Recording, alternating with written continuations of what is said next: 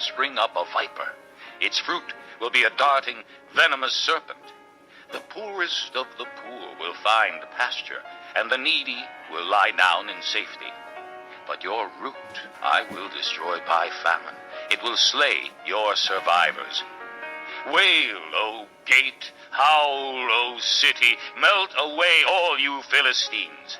A cloud of smoke comes from the north, and there is not a straggler in its ranks.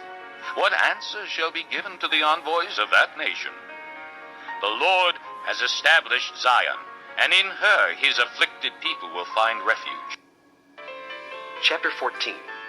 The Lord will have compassion on Jacob. Once again he will choose Israel, and will settle them in their own land. Aliens will join them, and unite with the house of Jacob.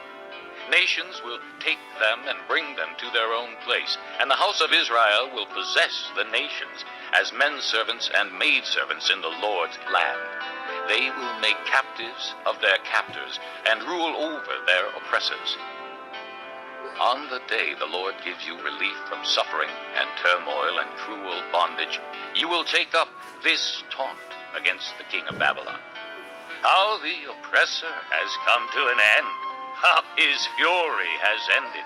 The Lord has broken the rod of the wicked, the scepter of the rulers, which in anger struck down peoples with unceasing blows, and in fury subdued nations with relentless aggression.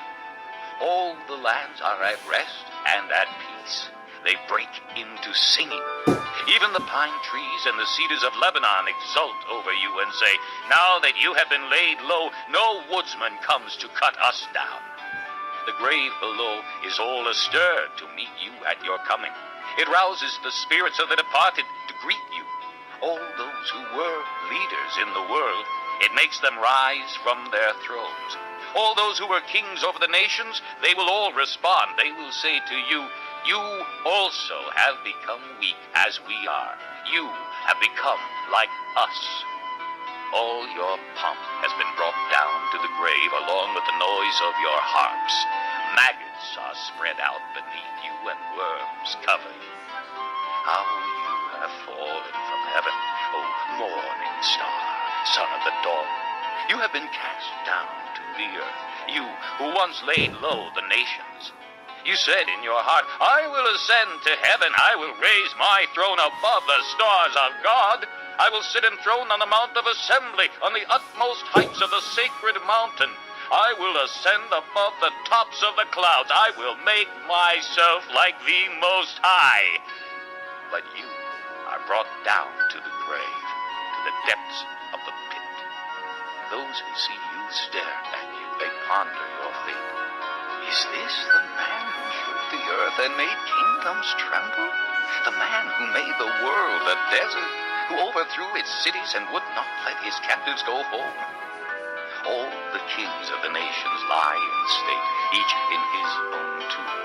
But you are cast out of your tomb like a rejected branch. You are covered with the slain, with those pierced by the sword, those who descend to the stones of the pit.